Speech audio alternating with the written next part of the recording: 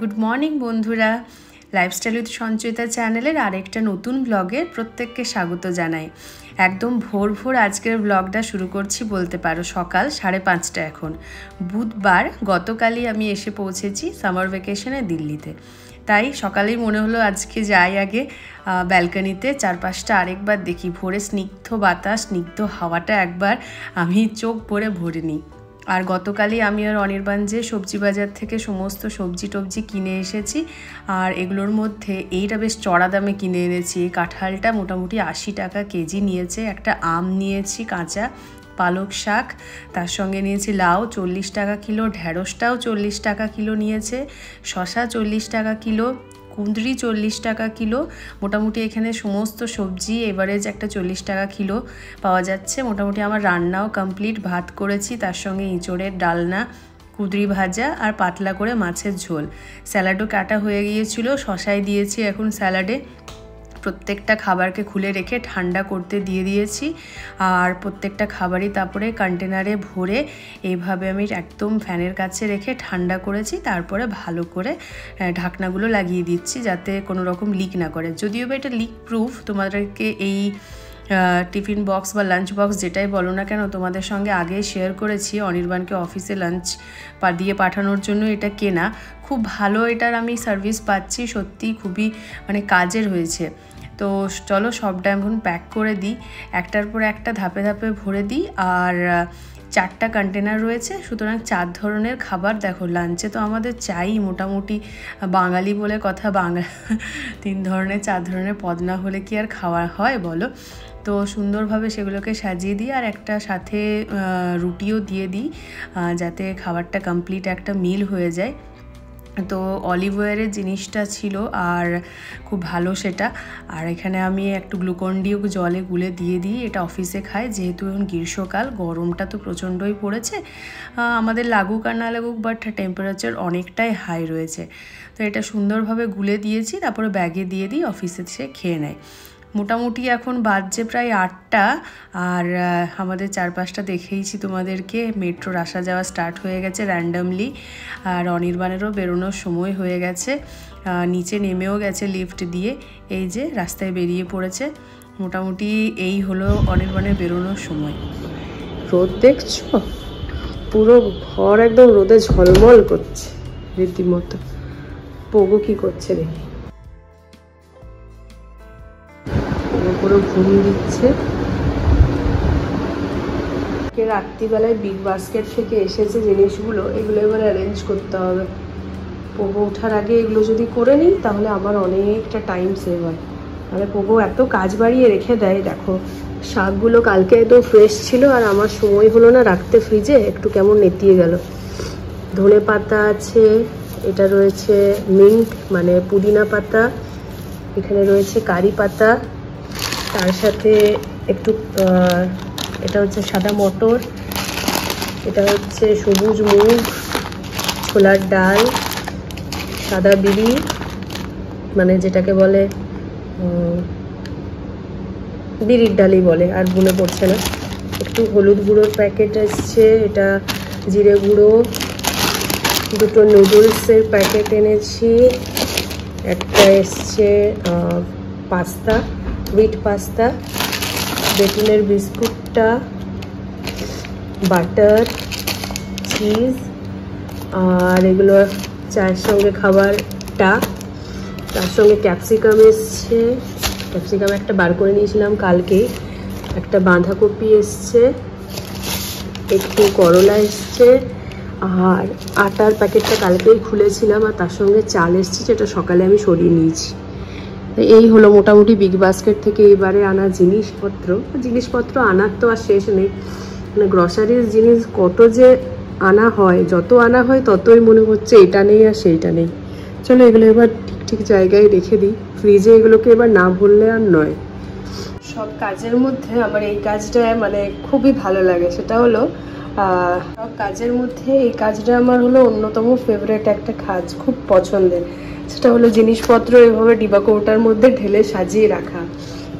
ছোটবেলায় বাবা নিয়ে আসতো মোটামুটি মাসকাবাড়ির বাজার বলবো না, আমাদের ব্যবসায় ঘরে তো আর মাসকাবাড়ির বাজার আসার চলটা নেই।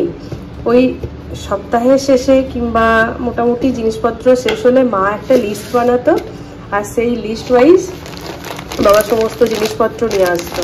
তারপরে বাড়ি এসে আমি করতাম কি, সেই লিস্ট অনুযায়ী সমস্ত জিনিসগুলোকে মিলিয়ে দেখতাম, আর তারপরে মায়ের কাছ থেকে ডিবা কৌটা খুঁজে সেগুলোকে ঢেলে ঢেলে রাখতাম। যেখানে জিনিস, সাবান, শ্যাম্পু, তেল সমস্ত কিছু এক এক জায়গায় যেখানে যেটা রাখার জায়গা সেগুলোকে জড়ো করে রাখতাম।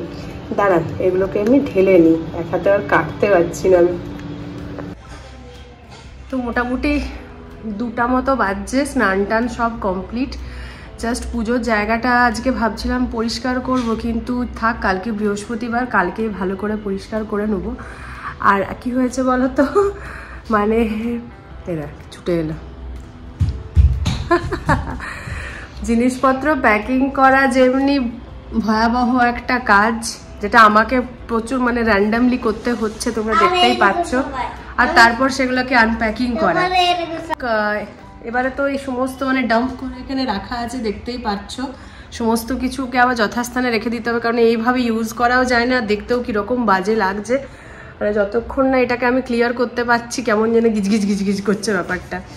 আর পুরো রুম, মানে আমি যখন ফেলে গেছিলাম বাড়িটাকে অনির্বাণের হাতে, ঠিক সেইভাবেই আমি অক্ষত অবস্থায় ফেরত পেয়েছি বলে বলা যায়। মানে হটপটে ছিল একটা রুটি, সেই রুটিটা সেইভাবেই রয়ে গেছে, মানে সেটা তো ফাঙ্গাস হয়ে গেছে, কিন্তু সেই হটপটের ভিতরে সেই রুটি সমেতেই আমি আমার ঘরকে ফেরত পেয়েছি।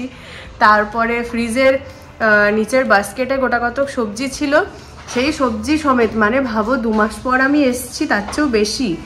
তো সেই সবজি শুকিয়ে কি অবস্থা হতে পারে, কিন্তু ফ্রিজের মধ্যে আমি অক্ষত অবস্থায় সেগুলোকে পেয়েছি। যাই হোক, এই যে পোগর চলছে কন্টিনিউয়াসলি। তো চলো তোমাদেরকে দেখাই আমি কোন জিনিসগুলো যখন আনপ্যাকিং করছি, কোন জিনিসগুলো আমি পুরুলিয়া থেকে নিয়ে আসি। মানে যেখানেই যাই, আগে যখন ব্যাঙ্গালোর যেতাম আগে, তখনও যেমন এগুলোকে সঙ্গে নিয়ে যেতাম, আর এখনও মানে এগুলো বাইরে পাওয়া সেরকমভাবে যাই না। আর গেলেও বাঙালিদের অভ্যাস আর কি, যতটা মানে নিয়ে যায় সাথে করে। তো তার মধ্যে একটা তো রয়েছে, তোমাদের বলেইছি, পোস্ত, মানে বেশ কিছুটা পোস্ত নিয়ে এসেছি, প্রায় অনেকটাই আছে। চলো আরো দেখায়। হলো সেই সমস্ত জিনিস আমি জাস্ট সবকিছু সাজিয়ে রাখছিলাম, তোমাদের সঙ্গে একবার শেয়ার করি, তাই ভাবলাম। এটা তো ঘি, এই মটন ঘি ছাড়া চলে না, আর এই ঘি বেঙ্গল ছাড়া পাওয়া যায় না। তার সাথে একটু বড়িটা লাগে মাঝে মধ্যে কোনো কোনো সবজিতে। সবার প্রথমে রয়েছে ঘি, বেশ 500 গ্রামের একটা বড় জার নিয়ে নিয়েছি ঘিয়ের। মটন ঘি এটা হচ্ছে মানে বেঙ্গল ছাড়া পাওয়া যায় না, আর এটা এমন হ্যাবিট হয়েছে, এছাড়া অন্য ঘি আর ভালোও লাগে না। তার সঙ্গে তো বড়ি, অবশ্যই একদম ডালের বড়ি নেওয়া হয়েছে, ছোট ছোট একদম সাইজের, বেশ ভালো ঠুসঠুসে বড়ি যেটাকে বলে। আর এই হলো গোবিন্দভোগ চাল, 1 কেজি গোবিন্দভোগ চাল এনেছি। এটা পাওয়া যায় এখানে জিরা রাইস বলে পাওয়া যায়, কিন্তু আমার মনে হয় যেন স্মেলটা বেঙ্গলের বেটার, তাই এতটা নিয়ে আসি, তারপর যদি দরকার পড়ে তখন এখান থেকে নেবই। আর এটা তো দেখালাম পোস্ত। আর যেটা না হলেই নয়, বলেছি না আমার চানাচুরের প্রতি একটু মানে একটু না, বেশ ভালো রকম অ্যাডিকশান আছে। আবার এই চানাচুরটি আমার চাই, এটা একটু ওই ফাইন চানাচুর না, একটু মোটা চানাচুরটা। আর যাই বলো ভাই, আমার এই মোটা চানাচুরটাই খুব ভালো লাগে। তার সঙ্গে গ্লিস্টারের পেস্ট, এটা তো অ্যামওয়ের মানে সেই মানে গিনাচুনা কিছু দোকান ছাড়া পাওয়া যায় না, আর এটা যেহেতু দাঁতের জন্য খুবই ভালো, তাই আমরা এখন মোটামুটি এটাই ইউজ করছি। না হলে তো সেন্সোডাইন আছে, বাস ওটা থেকে আমার গ্লিস্টারটা বেটার মনে হয়। আর একটা স্পেশাল জিনিস হচ্ছে, এটা যদিও বা অনির্বাণের জন্য না বেটা, এটা কুলের আচার।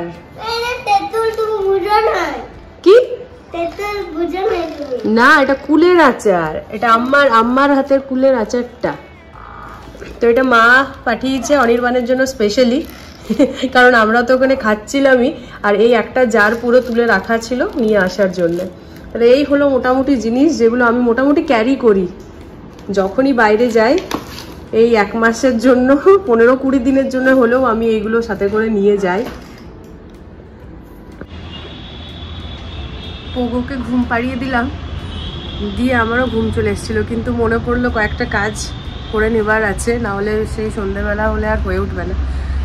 বাইরেটা এলাম ব্যালকনিটা কিছুক্ষণ দাঁড়াতে, মানে এই সময়টা থেকেই আমাদের ব্যালকনিটাতে হাওয়া ঠান্ডা একটু মানে ঠিকঠাক হাওয়া আসতে স্টার্ট হয়ে যায়, কারণ সূর্যটা তো ওইদিকে চলে গেছে পুরোপুরি। আমাদের ইস্ট ফেসিং যেহেতু ব্যালকনিগুলো রয়েছে। পুরুলিয়াতে শুনলাম ভালো বৃষ্টি হচ্ছে, মানে অল ওভার ওয়েস্ট বেঙ্গলেই। আমি তো ওয়েদার প্রেডিকশন যেটা একটা আছে ওটাতে আমি রোজ দেখি, ওখানে থাকতেও এখানে দেখতাম ওখানে দেখতাম, মানে কম্প্যারিজন করি মোটামুটি। যাই হোক, সেটা দেখছিলাম যে বৃষ্টি পড়ছে ওখানে, ভালো ওয়েদার হয়ে গেছে। আমাদের এখানে গরমটাও ঠিক মানে বাজে গরম না, মানে আমার সবচেয়ে বাজে লাগে কলকাতার গরমটা। গত বছর ছিলাম রীতিমতো আমাদের শরীর খারাপ হয়ে গেছিলো সেই ঘামে, এত ঘাম বাবারে বাবারে। এখানে বরং ভালো আছি, খুব ভালো, মানে অনেকটা পুরুলিয়ার মতোই ওয়েদার, একটু ড্রাই, মানে একটু পুরুলিয়ার মতো অতটা ড্রাই না হলেও কেন জানি না ওখানে আমার বেশি ঠোঁট ফাটছিল, হাত পায়ের কীরকম যেন একটা অবস্থা হয়ে গেছিলো, কিন্তু এখানে সেরকমটাও ঠিক না। বাট ভালো, এখানের ওয়েদারটা বেশ ভালো, মানে গরমকাল তো আসবে, দেখো একটা প্রকৃতির সাধারণ নিয়ম আছে, বাট এখানের গরমটাও ভালো। দেখো হাওয়াটা কিন্তু ঠান্ডা আসছে, গরম হাওয়া আসছে না। বাজছে এখন মোটামুটি 4টা, কিন্তু তাও মানে ভালো বেশ ওয়েদার। ইডলি করার জন্য চুলটা আমার দেখো অবস্থা, শ্যাম্পু করলে আমার এমন হয়ে যায় না চুলটা। তো যাই হোক, ইডলি বা ডোসা করার সময় যতটা মোটা চাল ইউজ করা হয় ততটাই ভালো। যখন ব্যাঙ্গালোরে থাকতাম বা সাউথের দিকে ওই ইডলি রাইস, ডোসা রাইস বলে আলাদা পাওয়া যায়, কিন্তু আমাদের এই সাইডে বা নর্থে এখন আছি, এখানেও তো সেভাবে পাওয়া যায় না। ওই জন্য মোটা যে রাইসটা থাকে সেটাই খুব ভালো ইডলি হয়। তো মোটামুটি আমার দেখেছো খুব ভালো, মানে এটা আমি সত্যি বলতে গর্ব করে বলি আর কি, আমার ডোসা খুব ভালো হয়। তবে এইখানে হয়, সত্যি বলছি, বাড়িতে আমি বানাতে গিয়েছিলাম, আমার খুব একটা ভালো হয়নি, কেন জানি না। তো প্রপোর্শন যেটা হয় সেটা আমি তোমাদেরকে বলি। 1 কাপ চাল নিলে 1/2 কাপ বিরির ডাল নেবে, মানে এটা যেন হয়। তার সঙ্গে একটু মেথি, আর যখন গ্রাইন্ড করবে তখন 1 মুঠো বা একটু, ইডলি বানানোর হলে একটু কম চিড়া হলেও চলে, কিন্তু ডোসা বানাতে গেলে একটু বেশি চিড়ে ওই সাথে দিয়ে দিও, তাহলে ওই ক্রাঞ্চি যে কুরকুরে ব্যাপারটা থাকে ওইটা হবে। তো টাইম হয়েছে এখন প্রায় 6:30। তো অনির্বাণ এতক্ষণে এসে যাওয়ার কথা, কিন্তু যাই হোক আজকে অফিসে কাজ আছে, একটু আসতে দেরি হচ্ছে। তো আমি ভাবলাম চলো মোমোর প্রিপারেশনটা নিয়ে নেওয়া যাক, মানে একটা সারপ্রাইজ দেওয়া যাক আর কি। তো মোটামুটি সব কিছুই রেডি হয়ে গেছে, মানে এই দিকটা। আর যেহেতু বাড়িতে বানাবো, একটু হেলদি ভার্সনেই বানাই, আটার মোমো বানাচ্ছি। বাইরে মোটামুটি এরকম স্ট্রিট ফুড হিসেবে আটার মোমো কোথাও পাওয়া যায় না, সে রেস্টুরেন্টে গেলে আলাদা ব্যাপার, আর রেস্টুরেন্টে যেয়ে আবার মোমো খেতে ইচ্ছে করে না। নিয়েছি এখানে চিকেনটা, যেটা বললাম আমি ছাড়িয়ে নিয়েছি হাড্ডি থেকে, আর হাড্ডিগুলো এখানে আলাদা করে রেখে দিয়েছি, এটার স্যুপ বানিয়ে নেওয়া যাবে। আর তার সাথে পেঁয়াজ নিয়েছি, বেশ একটা মিডিয়াম সাইজের পুরো, রসুন নিয়েছি, আর ধনেপাতা। এটার সঙ্গে কাঁচা লঙ্কাও অ্যাড করব, কিন্তু আগে পোগোরটা সেপারেট একটু করে নিই তারপরে।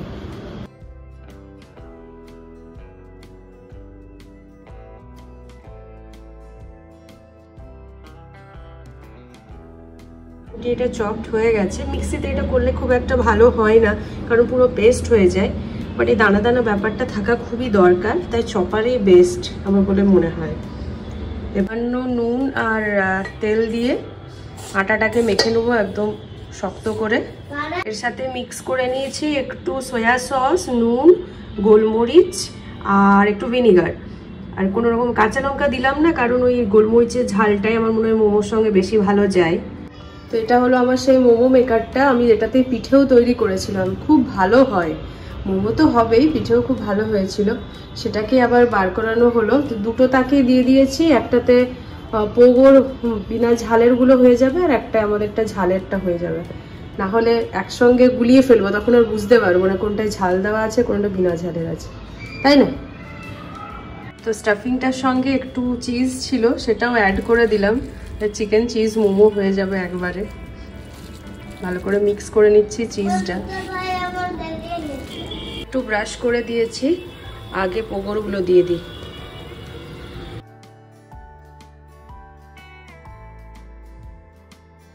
সব মোমোগুলো মোটামুটি বানানো হয়ে গেছে, যেহেতু একটু আটার বানানো তাই দেখতে হয়তো একটু অড লাগবে, কিন্তু মানে হেলদি অপশন। পোগরগুলো হয়ে গেছে, জাস্ট তুলে দেবো। এ দেখো পোগরগুলো একদম রেডি হয়ে গেছে।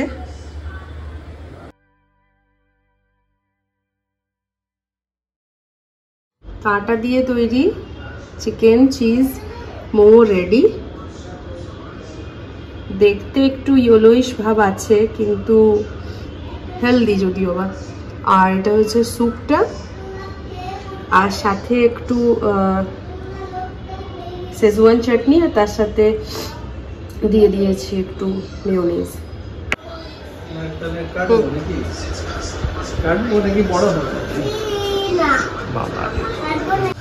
তোমার জন্য বানিয়েছি, আগে দেখো।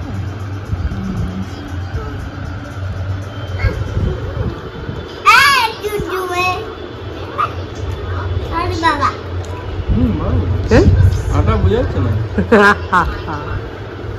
সস দিয়ে খাও।